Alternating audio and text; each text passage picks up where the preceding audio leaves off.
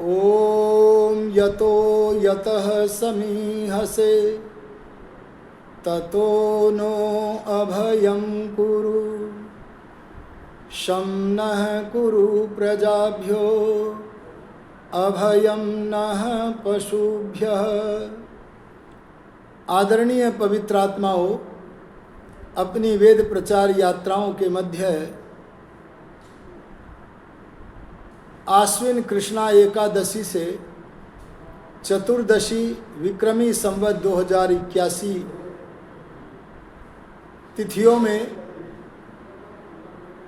जोधपुर नगर स्थित महर्षि दयानंद सरस्वती की अंतिम कर्मस्थली महर्षि दयानंद स्मृति स्थल पर व्याख्यान मालाओं का आयोजन किया गया है।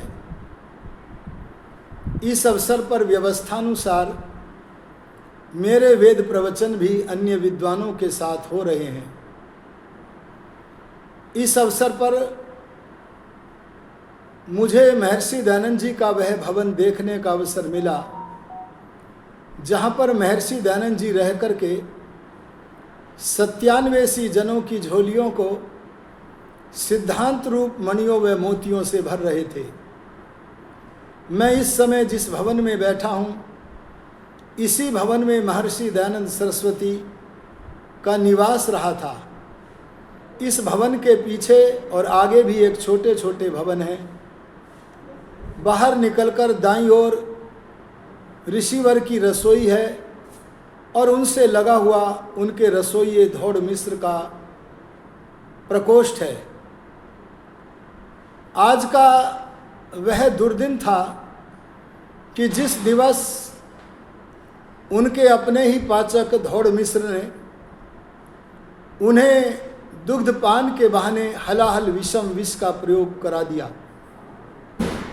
अनेक बार विषपान को सहते हुए भी उनका शरीर वज्र के तुल्य बना रहा, लेकिन इस विषपान होने के पश्चात जब वे अजमेर की ओर गए तो वहाँ डॉक्टर अली मर्दान खान जैसे लोगों ने उपचार के नाम पर धीमा विष उनके शरीर में प्रविष्ट किया जाता रहा।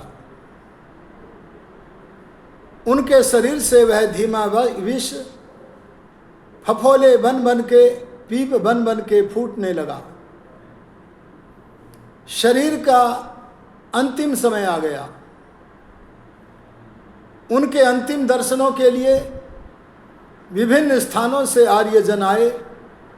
उनमें पंडित गुरुदत्त विद्यार्थी का समागम भी हुआ। तब महर्षि दयानंद जी महाराज प्रातःकाल कार्तिकी पूर्णिमा के दिन, जिस दिवस हम दीपावली नामक पर्व का आयोजन करते हैं, उस दिवस प्रातःकाल इच्छा व्यक्त की कि मैं अपना क्षौर कर्म कराऊंगा। आर्यजनों ने कहा, नहीं स्वामी जी, आपके शरीर के प्रत्येक स्थान पर विष फफोले बन बनकर मवाद बन बनकर रिस रहा है। आप क्षौर कर्म कराएंगे तो फफोले फूटेंगे, आपको वेदना होगी, आप क्षौर कर्म न कराओ। पर महर्षि दयानंद जी को पता था कि आज मेरे देह का अंतिम दिवस है, मोक्ष के लिए मेरा द्वार खुल चुका है। इसलिए सब आर्य जनों की वार्ताओं को अनसुना करके नापित को बुलाकर अपना क्षौर कर्म कराया। प्रतीत होता महर्षि दयानंद जानते थे आज मेरे शरीर रूपी रथ से आत्मा रूपी रथी निकल जाएगा। तब जो बचेगा रथी के बिना ये रथ, इस रथ रूप अरथी को तुम सजाओगे, स्नान कराओगे और इसका अंतिम संस्कार कराओगे। इसलिए क्षौर कर्म करा करके मैं स्वयं ही इसका प्रारंभ क्यों न कर दूं। कर्म गति फलभोग के विश्वासी महर्षि दयानंद क्षौर कर्म से निवृत्त होकर धीरे धीरे आर्यजनों के साथ पवित्र वार्ताओं को करते हैं। सायंकाल का समय हो गया। वार्ताओं के अनंतर महर्षि दयानंद ने अपने शिष्यों को 2 आदेश किए। उन शिष्यों में उनका एक शिष्य है जो कि विचारधारा से तब नास्तिक था। पंडित गुरुदत्त विद्यार्थी समेत सबको 2 आदेश दिए। पहला आदेश दिया कि इस भवन के सब दरवाजों को, खिड़कियों को खोल दो और यहां से दूर पीछे खड़े हो जाओ। आज्ञाओं का पालन हो गया, लेकिन गुरुदत्त विद्यार्थी सोचने लगे, हम अंतरंगों को ऋषि दयानंद ने बहिरंग क्यों किया है? देखना चाहिए। निर्निमेष दृष्टि से अर्थात पलक न झपकते हुए एकटक महर्षि दयानंद को देख रहे हैं। महर्षि दयानंद जी महाराज वेद मंत्रों का पाठ करने लगे। उनके चेहरे पर, मुखमंडल पर भगवान के प्रसाद की प्रसादी है। वेद मंत्रों का पाठ करते करते शांत समाधिस्थ हो गए। कुछ काल समाधि में रहकर समाधि की उच्चतम भूमि से उतरे और उतर करके संस्कृत भाषा में भगवान से वार्तालाप करने लगे। इस दृश्य को जब नास्तिक पंडित गुरुदत्त विद्यार्थी ने देखा तो उन्हें विदित हुआ कि कोई सत्ता अवश्य है तू जिसे आज तक नहीं मानता। ऋषि दयानंद जी महाराज वेद मंत्रों का मनोहर गान इतनी प्रसन्नता से इस विपन्न काल में कैसे कर पा रहे हैं? वह कौन है जिससे वे इस समय संवाद कर रहे हैं? उन्हें भान हुआ कि दयानंद तो एक अंतरंग सभा में बैठ गए हैं और उस अंतरंग सभा के 2 ही सदस्य हैं, दयानंद का आत्मा और दूसरे परमपिता परमात्मा। हम तो उस समाधि की स्थिति में बैठने के योग्य नहीं हैं, इसलिए उस सभा से हम बहिरंगों को दूर कर दिया गया है और अंतरंग सभा के 2 ही सदस्य हैं, दयानंद का आत्मा और परमात्मा। दयानंद अपने सखा, अपने आचार्य, अपने राजा, अपने पिता परमपिता परमात्मा से संस्कृत में संभाषण करते हैं। तत्पश्चात गायत्री मंत्र और विश्वानिदेव मंत्र का पाठ करते हैं और ये सब करने के अनंतर आर्य भाषा, जिसे वे पीछे खड़े हुए आर्य जन भी जानते थे, उस भाषा में भगवान से प्रश्न करते हैं, हे ईश्वर, क्या तेरी यही इच्छा है? क्या तेरी यही इच्छा है? क्या तेरी यही इच्छा है? मानो इन शब्दों के द्वारा परमात्मा से कहना चाह रहे हैं कि हे प्रभु, अभी तो वेदों का भाष्य अधूरा पड़ा है, अभी तो त्रैतवाद का मंडन अधूरा पड़ा है, अभी तो सत्यार्थ का प्रकाश करना रह गया है। क्या इस सब कार्य को मध्य में छोड़कर मुझे देह को त्यागना होगा?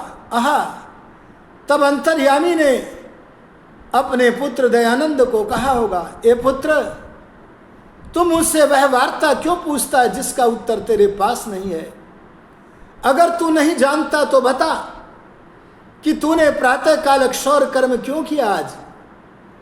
अगर तू इस प्रश्न का उत्तर नहीं जानता तो बता, तूने अपने भवन के सारे द्वारों को, खिड़कियों को क्यों खुलवाया?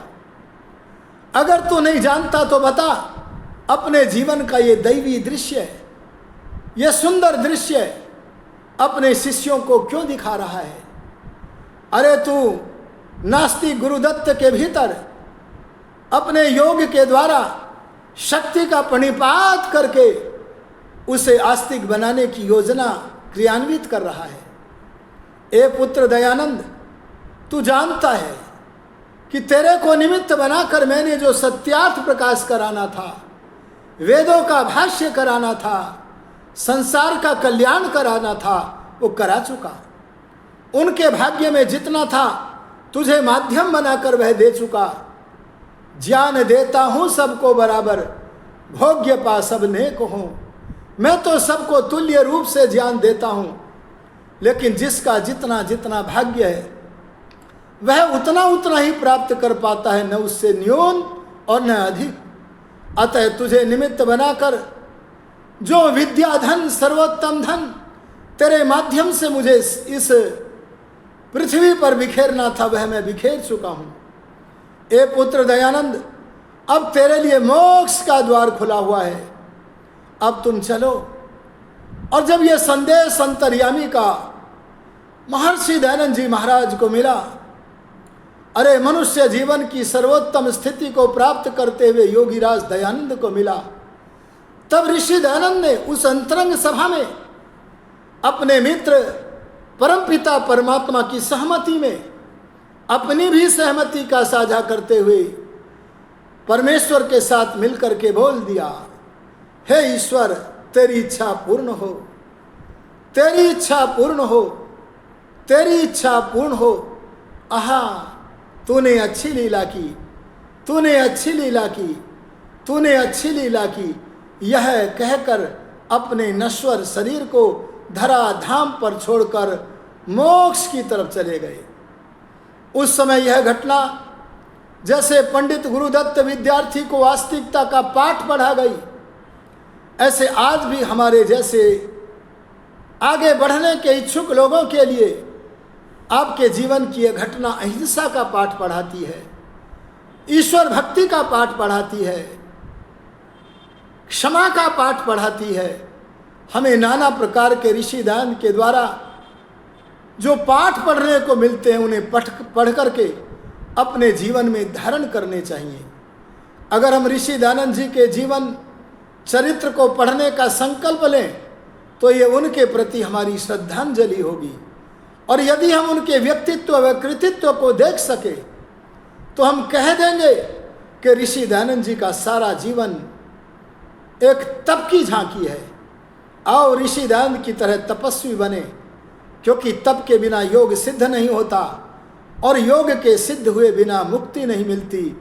इसलिए अपने जीवन के सर्वोत्तम धन मोक्ष को प्राप्त करने के लिए हम ऋषि दयानंद जी के पद चिन्हों पर चलकर ईश्वर के अनुयायी बने, उसके उपासक बने। इन्हीं शब्दों के साथ अपनी वाणी को विरमित करता हुआ स्थिर होता हूँ। ओम शम।